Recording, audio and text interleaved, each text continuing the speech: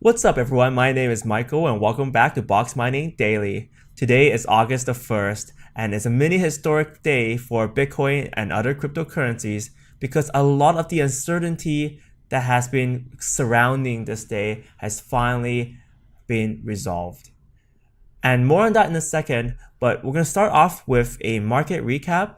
Then I'm going to talk about the Bitcoin split, the creation of Bitcoin Cash, followed by what's next up in this debate. Also, we have China's Spotlight. BCC, Bitcoin Cash Client, has actually triggered an antivirus warning, and I found that funny. Finally, we have the upcoming videos up with Bobby Lee, Finwise, Da Hongfei. So I'm gonna upload the first video in around 8 hours. So if you guys don't want to miss out on any of that, remember to subscribe to my channel. Finally, it'll be upgrade time. So let's take a look at the market first of all. We have Bitcoin dropping around 5%. This isn't too crazy considering the split today. And it's just a little bit of a pullback. Bitcoin is still at 2,740. We have Ethereum and other cryptocurrencies making gains, Ripple making gains, Bitcoin Cash is just being created, talk about that in a second. Litecoin NEM making massive gains, 16%, Dash, Monero. So it seems like every single cryptocurrency is making a gain because the cloud of uncertainty surrounding this date and surrounding what's going to happen with Bitcoin has been resolved. I mean, why is Bitcoin important? It's because a lot of other cryptocurrencies are traded against Bitcoin. And also Bitcoin is kind of the flagship of the cryptocurrency world. A lot of people don't know about other cryptocurrencies, but they want to know, and they do know about Bitcoin. So that's why having resolution here is good. So let's talk about what happened with the split and what caused the creation of Bitcoin Cash. So let's start first of all at the problem. The problem was that there's a lot of transactions happening on the Bitcoin network, and the network can't process them all. You have to wait for confirmations, and every confirmation that happens needs to be placed in a block. So when transactions are confirmed, they need to be placed in a block, and the block has a certain size, namely 1 megabyte. Well, because not every transaction that is sent can be placed on the block, it means that transactions have to pay additional fees. They have to fight for a position on that block, and which results in higher fees. So overall, network is getting congested. Transactions are having increased fees, which is not scalable in the future, hence the Bitcoin scalability problem. Well, there are different groups that all recognize this problem. For example, the miners, the programmers, the various groups and interests involved in Bitcoin, and they propose various solutions. So for example, one of them is SegWit, the removal of a signature from the block so more transactions can be put in the same amount of space. It's kind of like compressing everything together, SegWit. Then we have SegWit 2x, which is adopting SegWit and then increasing the block size. So now we have a bigger block and we can fit more in the block. And finally, we have Bitcoin ABC, which is a direct increase of the block size to 8 megabytes. So now we have 8 times the number of transactions we can handle. So these are all solutions. And the really crazy thing is that people can't agree on which solution to adopt. They're all trying to solve the problem, and they're all solutions to the problem, but they can't agree on which exact solution to implement. That's the surface level debate. And on a deeper level, it's also about control. If you think about it, Bitcoin now has a market cap of $44 billion. And any group that has a bigger amount of control over a network has a bigger amount of control and voice in expressing their interests. So on the surface level, it's about how to scale, but on a deeper level, it's about who decides how to move forward and who has the power.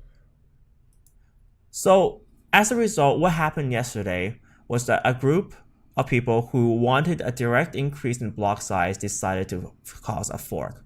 They decided to leave the Bitcoin kind of current little group we have here, the current ecosystem, and form their own coin. And that coin can be either called Bitcoin Cash, Bitcoin ABC, or Bcash. And the symbol can be various things depending on your exchange.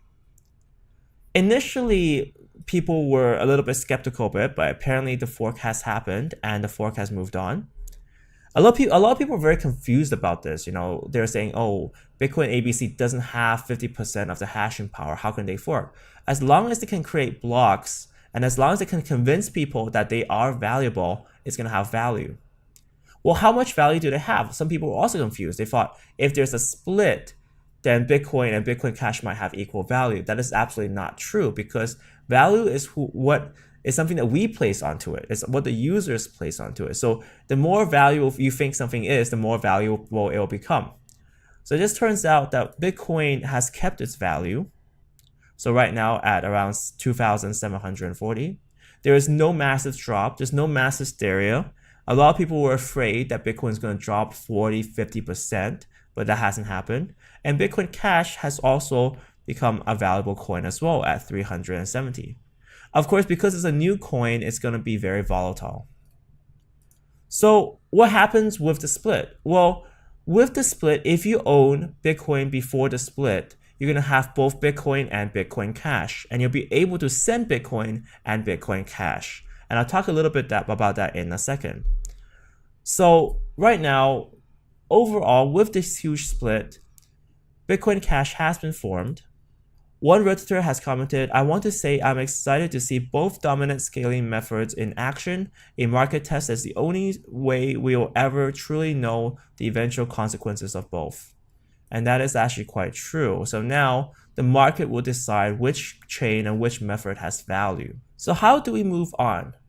Well, various groups, for example, Exodus Wallet, they already are posting out Twitter feeds and comments about how to get your Bitcoin Cash. So if you own Bitcoin Cash, for example, on Exodus Wallet, there's already links on Twitter, you can follow them, and there's already knowledge and tutorials on how to extract and send your Bitcoin Cash.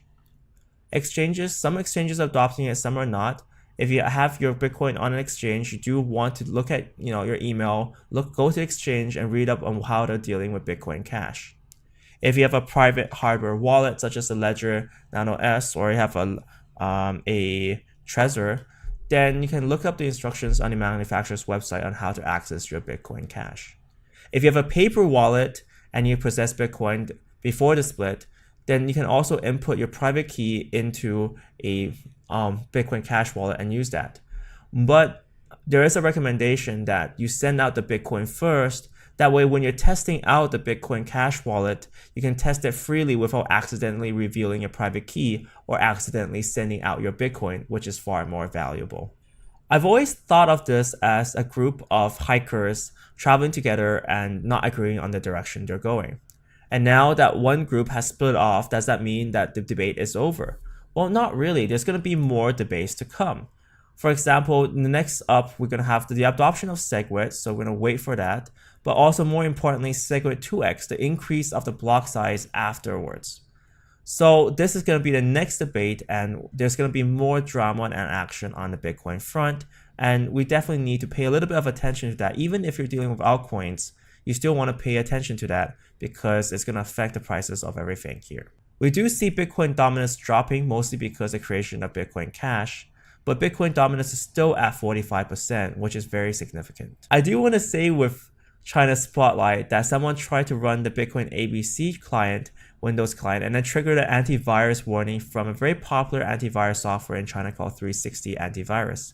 So that was kind of interesting and it's kind of hilarious. Everything was probably done in a very hastily fashion. So most likely it's not a virus, but it was just interesting to see that trigger warning come up. I'm doing more China Spotlight soon. I have the video of Bobby Lee, Finn Weiss, and Da Hongfei from Anshare, also known as Neil. I'm going to upload the first video in 8 hours. So if you guys subscribe to my channel, you won't miss out on that. And finally, it's upgrade time. I'm going to do a Bitcoin mining upgrade today. If you guys are new to this channel, I have a 3% discount coupon for both old and new contracts on Genesis Mining. If you do an upgrade using my code, do leave a comment below on this video with your code, and how much hash power you've upgraded, and I'll add you to the Alki draw list. I'm going to draw a name from random. Congratulations, Wayne.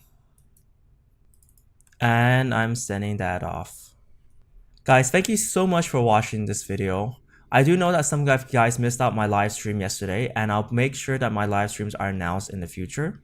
I'd also like to thank you guys so much for your support as well. I'm back in Hong Kong now, and I'm back to my regular video making schedule. So if you guys have any suggestions for video topics, for example, the whole EOS versus Ethereum debate, I would love to talk about it and cover it for you guys. Thank you guys so much for watching, and if you subscribe to my channel, you won't miss out on any of my future videos. See you next time.